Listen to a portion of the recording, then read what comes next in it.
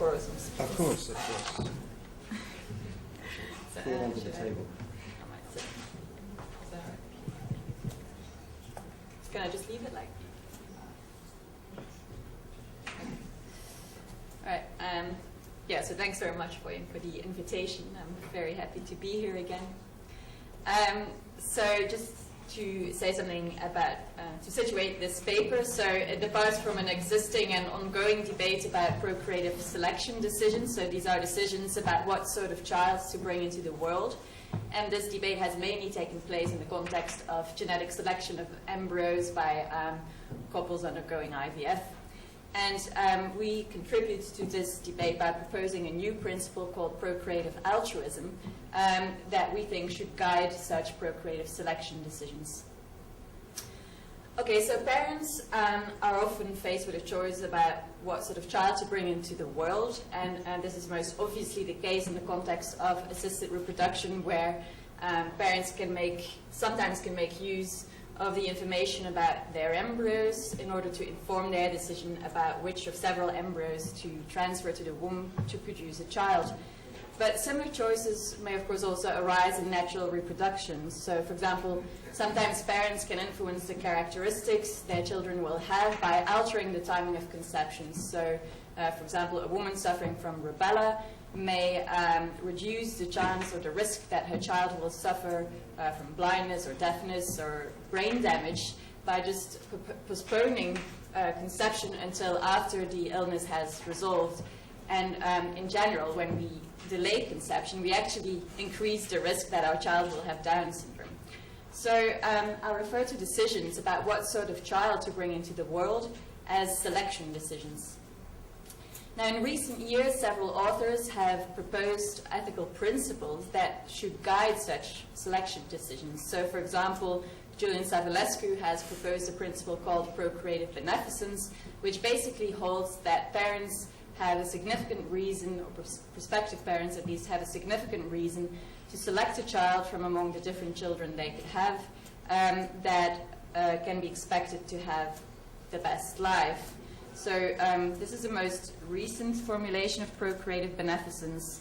It goes as follows. So if couples or single reproducers have decided to have a child and selection is possible, then they have a significant moral reason to select the child of the possible children they could have, whose life can be expected, in light of the relevant available information, to go best, or at least not worse, than any of the others. So in the context of IVF, for example, this may imply that parents should select embryos with a genetic constitution or genetic predispositions most conducive to good health, physical attractiveness, high cognitive abilities. Now, many critics of procreative beneficence have pointed out that this principle is actually too demanding, and because parents have to aim for the best life, and it sets the bar too high, they say, and they have proposed various alternative, weaker principles. So, for example, the minimal threshold view says that parents have a significant reason to select the child that will have a sufficient quality of life. I can't find the words now. The prevention of harm view will instruct parents to select the child that will experience least suffering or least loss of happiness. And the satisfying view says that parents should select a child that will have a good enough life. But so what all these principles actually have in common is that they focus on the well-being of the child to be selected. They don't say anything about the well-being of others. They only focus on the well-being of the child to be selected. And to capture that fact, we refer to these principles as individualistic selection principles. But obviously, selection decisions can also have significant effects on others. So most obviously effects on the parents or any siblings, but also much more widespread effects on many more people. And what's interesting is also that sometimes traits that the selected child will have and that will be conducive to the well-being of that child will actually be disadvantageous to other people. So consider, for example, this very hypothetical case, free rider. So a combination of genes that influences free riding has been discovered. Those who possess this set of genes are, across a wide range of environmental contexts, predisposed to free riding. Now, imagine you have a couple, they undergo IVF and pre-implantation genetic diagnosis, and they can choose between two embryos that will respectively give rise to Paul and Lisa. So PGD reveals that Paul will have the free rider genes and Lisa won't have the free rider genes, and also assume that we know that both Paul and Lisa will have reasonably good lives, but Paul's life will contain a little bit more well-being, whereas Lisa will contribute a little bit more to the well-being of others, since she's not predisposed to free ride. Now, we think that it's sort of intuitively clear that the parents actually have a significant reason to select Lisa, but this reason is not adequately captured by any of the individualistic selection principles, because procreative beneficence, for example, would instruct parents to select Paul, since Paul will have most well-being, and the other selection principles will just be indifferent as to whether to select Paul or Lisa, because they both will have a reasonably good life. Consider another more concrete case, one that we borrowed from Jacob Alster, blood donors. So those with blood group O negative are universal blood donors. Those with blood group AB positive are universal recipients. And we can test embryos for blood group. So same scenario, couple undergoing IVF, we test the embryos. Paul turns out, well, we know that Paul will be a universal recipient. Lisa will be a universal blood donor. So again, we think that the parents have significant moral reason to select Lisa instead of Paul. Now, to capture this intuition, or one way of doing that is by adopting the following principle we call procreative altruism. So if couples or single reproducers have decided to have a child and selection is possible, they have significant moral reason to select a child whose existence can be expected to contribute more to or detract less from the well-being of others than any alternative child they could have. Now, obviously, procreative altruism doesn't capture all the moral considerations that bear on selection decisions, but it captures one that has been ignored by the existing selection decisions. So we think, so our claim is that procreative altruism should be adopted as a supplement to any of the individualistic selection principles. So the idea is that if one accepts an individualistic selection principle, one should also accept procreative altruism. And for brevity's sake, I will sometimes refer to this idea as the two-principle model. Okay, so before providing some arguments for accepting this model, just some clarification. So we think this should be, or we see this as a practically workable principle, not some guide for actions for ideal agents. We leave some questions open in our paper. So for example, we leave open who to include in others. So we think that existing people should be included and people that will exist in the future, but we leave it open, for example, whether animals should be included. Maybe we should select children that have a gene that make them vegetarians or something. We also leave open whether parents have stronger reasons not to harm rather than to benefit others through their selection decisions. And also, we leave it open for the moment, at least, how to weigh procreative altruism against an individualistic principle. So what weights to accord to the well-being of the child as opposed to the well-being of others. And there's some interesting implications here, because, of course, selection decisions cannot harm the child to be selected in the same way that it can harm others. So it cannot harm the selected child in the sense that it will make its life go worse than it was going before, because the embryo didn't have a life before, and it doesn't harm the child in the sense that it makes the person's life go worse than it would have otherwise have gone, because had the parents decided differently, the child wouldn't have existed. Whereas, of course, the selection decision can harm others in these two senses. So actually, reasons cited by procreative altruism are person-affecting reasons, and many people think that person-affecting reasons are actually the strongest moral reasons, So this sort of suggests that maybe procreative altruism should receive more weight than an individualistic selection principle. But then on the other hand, people also think that parents have special obligations towards their children, and that therefore they have much stronger reasons to sort of care, protect the well-being of their child. So that sort of suggests it's maybe the other way around. And this raises interesting questions about parental partiality and so forth. But we don't really say anything about this. What we want to say is that significant weight should be accorded to both the well-being of the child and the well-being of others. And then finally, we also want to point out that individualistic selection principles are not taken to be exhaustive by their defenders. So, for example, Savulescu and Katrien sort of acknowledge that procreative beneficence can sometimes be outweighed by other moral considerations. So this suggests that they might actually accept our proposal. There's nothing inherent in their theory or in their proposal that excludes or that sort of commits them to rejecting our claim that procreative beneficence should be supplemented with procreative altruism. Okay, so I've introduced procreative altruism and the two-principle model, clarified some things. So why do we think we should accept a two-principle model? Well, there's actually one main reason, and that is that it is more comprehensive than just accepting an individualistic principle alone. So it takes into account the moral reason that parents have to protect and promote the well-being of others through their selection decisions.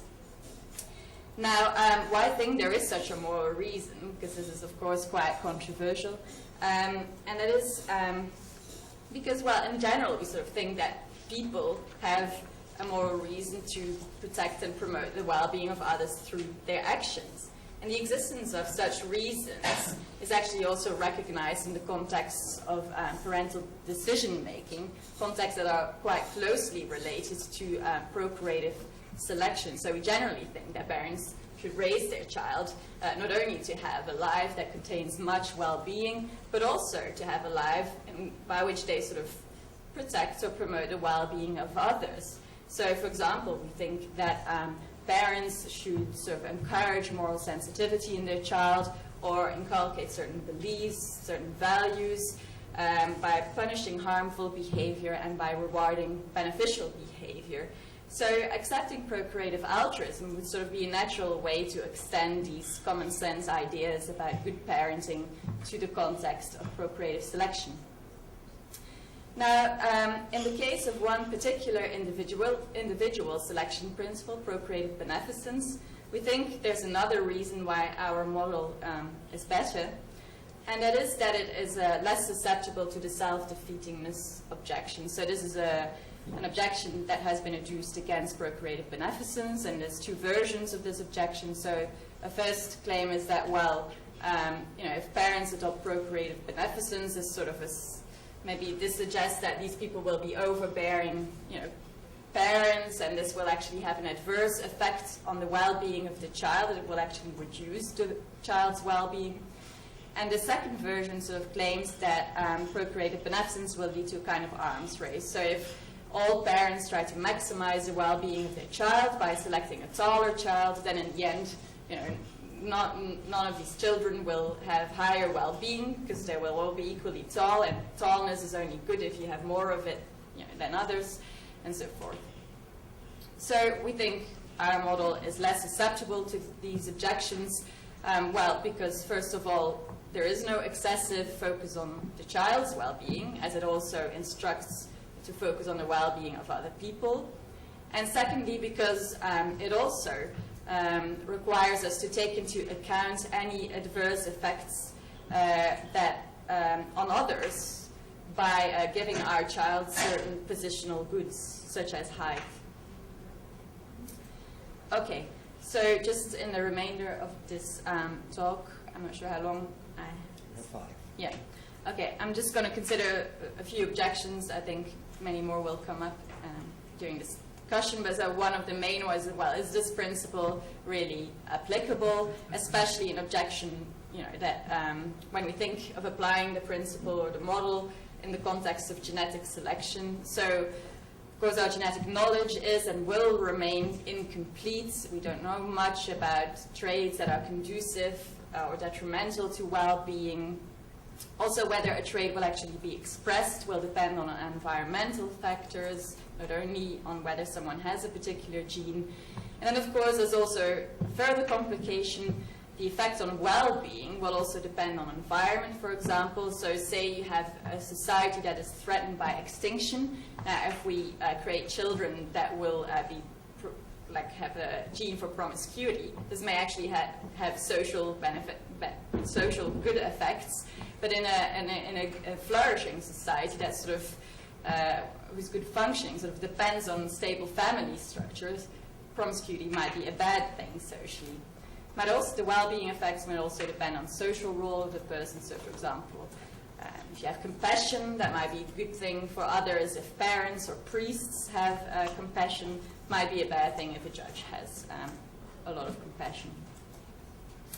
But what we want to say about is that, of course, these difficulties place some restraints on how our model can be applied in the context of genetic selection. So in these complicated cases, some severe mental disorders. And also, of course, it's true that that there are cases where it is quite simple, or not simple, but simpler to sort of guess to sort of select the right traits and sort of guess a little bit the well-being effects of these traits. So the blood group example showed this. Another example might be, it's not entirely clear, but is a pension case. So this is outside of genetic selection. So I was told by economists that it's better that parents have children at a younger age for the pension system, because they can contribute much earlier to the pension system. Whereas, on the other hand, it might be better for the child if the parents have the child at a later age, because parents have more money, have a stable, have a house and this and that, so they can provide better care for the child.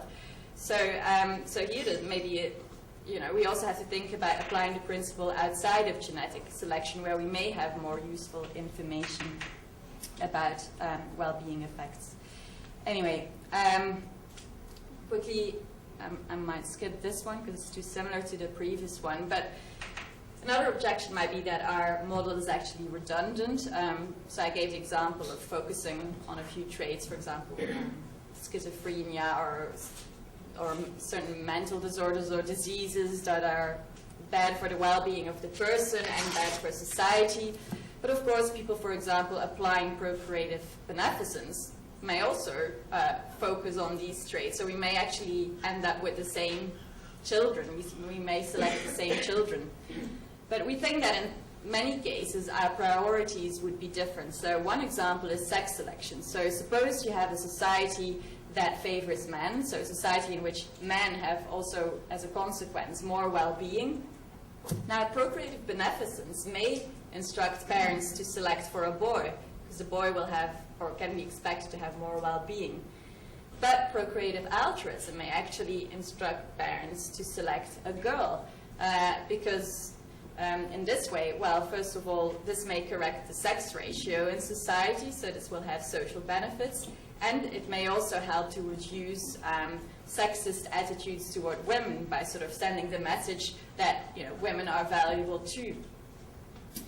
And the pension system is another example of where procreative altruism and procreative beneficence, for example, may instruct parents to do different things.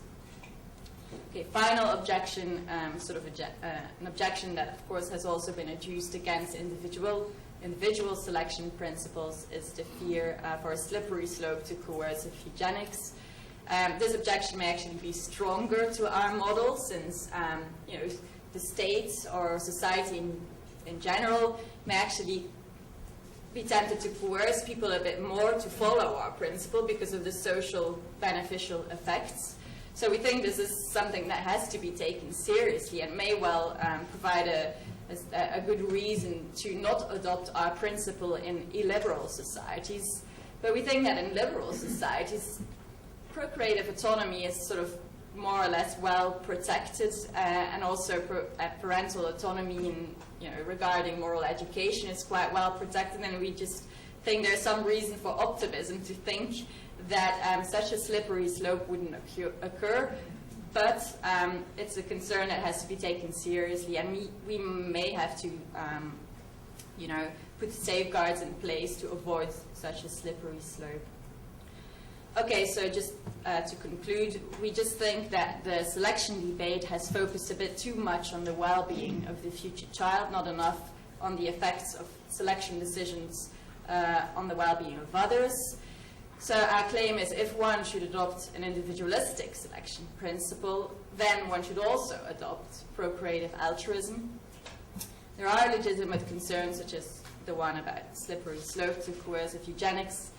And we also admit, of course, that the model needs to be further refined. There's questions that need to be resolved. For example, the question how to weigh procreative altruism against the accompanying individualistic principle.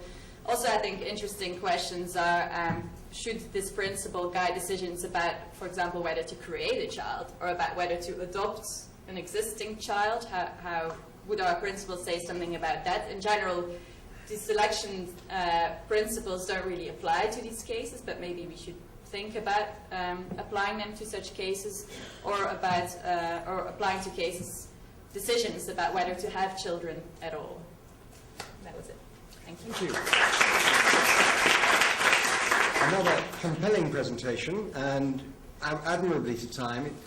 Like the previous one, it follows Friedrich Weissmann's famous remark. He invented the term hat-doffing explanations. Explanations that were so compelling, you just took off your hat to them. We've had 2 papers that are so compelling. There can't be any questions, but I see that they are. I'll go down this row, since all the questions seem to be in this row at the moment. And can I ask you again to collect the questions? We'll take the questions in turn and see you reply at the end. I mean, there are some familiar problems about that question I think you should consider. Christmas dilemma, traffic at the commons. So, parents will sort of face the situation that if they choose somebody with a child with a disposition towards altruism, and they would have to consider what would other people do. I mean, if most other people would sort of choose children with a free riding disposition, their child will suffer and it would be useless. So, I mean, this sort of problem will arise on the parents' level, so to speak. Yeah. Familiar problems about that. Yeah. Thank you. Jay? Yeah, just on your last comments about the choice of to have children or not. Yeah. I think one of the natural implications of the argument you've outlined in the context of Europe having a crisis of too few babies is that you have not only an obligation to have promiscuous daughters, but to have as many promiscuous daughters as possible. Sounds good to me. And maybe with Sarah's suggestion, we could also make them enjoy it in the process. Michael. I'm not sure about the precise role of the blood group donors example, because there's an update. Sorry, can you? The role of the blood group Right. donors, there's a complication in it, because it can never happen. Well, suppose it happens, this choice between universalistic donors and universalistic recipients. When you make the altruistic choice, the child also pays the price, because the chances of receiving blood are lower. So it doesn't fit well in the other examples. It's an additional complication to the question. It detracts, I mean, you have to weigh what are the benefits. Suppose the child donates blood once a month, and then you do the chances that it might need, she might or he might need blood, and it will be deficient. Okay, thank you. Samstag? In a book from, I think, late 90s, Philip Picher made a pretty strong case for introducing a kind of Kantian principle in our reproductive procreative decisions, something like not treating future life as means, but as ends in itself. How do you think this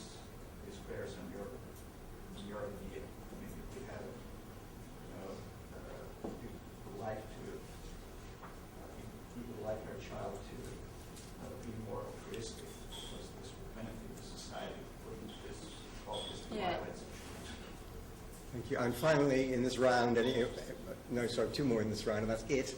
Virgin first. Very short. To make people think in the way you propose they should think in the direction of procreative altruism, do they need to be more or bio-enhanced to become already enhanced? If not, should the state do something to stimulate them? And finally, Cezanne. I wanted to know if there are a difference between procreative altruism and Jacob Elster's general procreative beneficence, because at least I think it was the same. Yeah. Thank you. Katrien. Okay, I'll have to be brief, I guess. I hope. Prisoner's dilemma from free riding. I agree that might be a problem, but it's of course a problem outside of selection decisions. It's just it might apply to moral education as well. That is a problem. About the Birth dearth. Sorry? Birth dearth. The baby crisis. Oh yeah, and making people. We might just induce people to have more children, by giving them child money or something. So, Your argument does apply to having more babies. Yeah, well, I'm not sure. So I don't think we have really sort of thought through how our principle would apply to it. But yeah, it might instruct parents in Europe at least to have more children at an earlier age. Yeah.